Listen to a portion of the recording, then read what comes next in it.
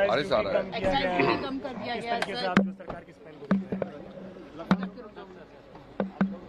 सबसे पहले तो पूरे जनता की ओर से प्रधानमंत्री जी को धन्यवाद देना चाहता हूं, क्योंकि इतना विपद काल में, जबकि एक क्षेत्र में युद्ध चल रहा है जहां से हमारा गैस पेट्रोलियम प्रोडक्ट सारे आते हैं, फिर भी ऐसे समय में इतना बड़ा कदम उठाना ये कोई मामूली कदम नहीं है।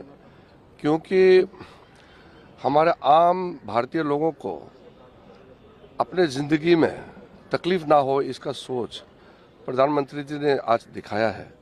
नहीं तो आप भी, आम आदमी भी समझ सकते हैं, हमारे देश में गैस और ऑयल कितने कम प्रोडक्शन होते हैं और हम बाहर से निर्भर रखते हैं। आम जिंदगी में सबको गैस चाहिए, सबको पेट्रोल डीजल चाहिए, तो इसको किसी तरह से दाम ना बढ़े, नियंत्रण में रखे, इसके लिए इतना बड़ा फैसला लेना, वो भी पेट्रोल तब 3 रुपया एक्साइज ड्यूटी रख दिया, इतना कम आप कल्पना भी नहीं कर सकते हैं, और डीजल में 0 कर दिया। तो अभी हमने कई लोगों से बात किया, सबने कहा कि प्रधानमंत्री जी को धन्यवाद दे दीजिए, इतना बड़ा फैसला लिया है। आज पार्लियामेंट सेशन फिर कन्वेन हो रहे हैं, तो हमारे एमपीज भी इसका स्वागत करेंगे, क्योंकि एमपीज जो होते हैं वो जनप्रतिनिधि है, और जनता के लिए इतना बड़ा सौगात लेकर के इतना बड़ा फैसला प्रधानमंत्री जी के नेतृत्व में सरकार ने जो की है, इसमें एमपी सबसे पहले प्रधानमंत्री जी को धन्यवाद देना चाहेंगे, क्योंकि जनता का प्रतिनिधि है एमपी। वो पार्लियामेंट से ये एक शुभ संकेत सबको जाना चाहिए कि देश में इतना जो बड़ा देश में कोई आम लोगों को तकलीफ ना आए, इसके लिए इतना बड़ा फैसला लिया है। सर, एक लॉकडाउन पे जो अफवाह उड़ रहा था उसको नहीं, ये सब कौन अफवाहें उड़ाते हैं। प्रधानमंत्री जी ने बहुत साफ तौर से बताया था कि पैनिक नहीं होना है, जमाखोरियों को चेतावनी दिया है, राज्य सरकारों को आह्वान किया है कि कोई इसमें होर्डिंग ना करे, पैनिक क्रिएट ना करे।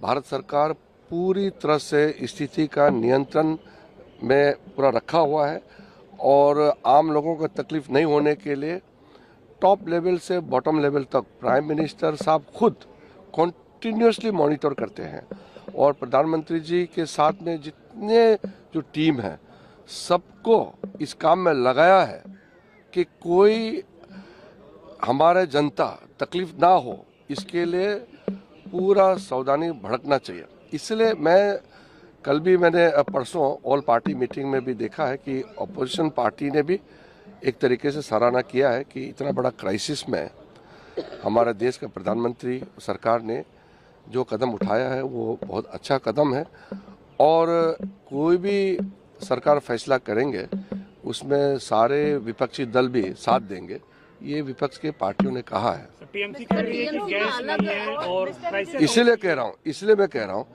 कि जब इतना बड़ा फैसला लिया है सरकार ने, डीजल और पेट्रोल में इतना बड़ा कटौती एक्साइज ड्यूटी में किया है, इसके बाद जमीनी स्तर पर कोई होर्डिंग करके और कोई चीज का कमी दिखाने के लिए, दाम बढ़ाने के लिए होर्डिंग करके कोई गलत काम करेंगे तो उसका बहुत सख्ती से उसके ऊपर कार्रवाई करने के लिए राज्य सरकारों को कहा गया है।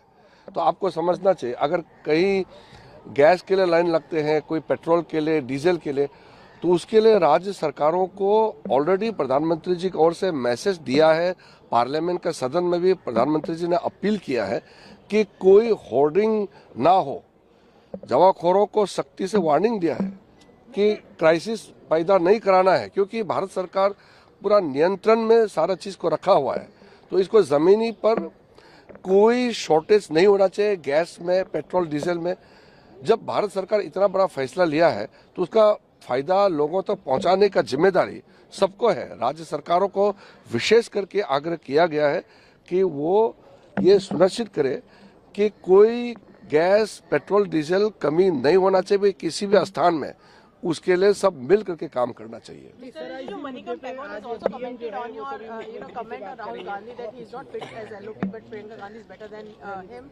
Mr. Manikam is saying that this is a choice that people of India made, giving 99 seats to Congress, and also Parliamentary Affairs Minister should not become Unparliamentary Affairs Minister. How do you react to that statement? Congress party क्या फैसला लेता है ये तो मेरा हाथ में नहीं है, लेकिन नेता प्रतिपक्ष अच्छा काम करे ये तो हम अपेक्षा रखते हैं। So I have no comment on who Congress chooses their leader to be, but I want their leader to be positive and sensitive towards parliamentary democracy, rules, regulation, etiquettes, and the system which we have, the convention. But मूल बात ये है,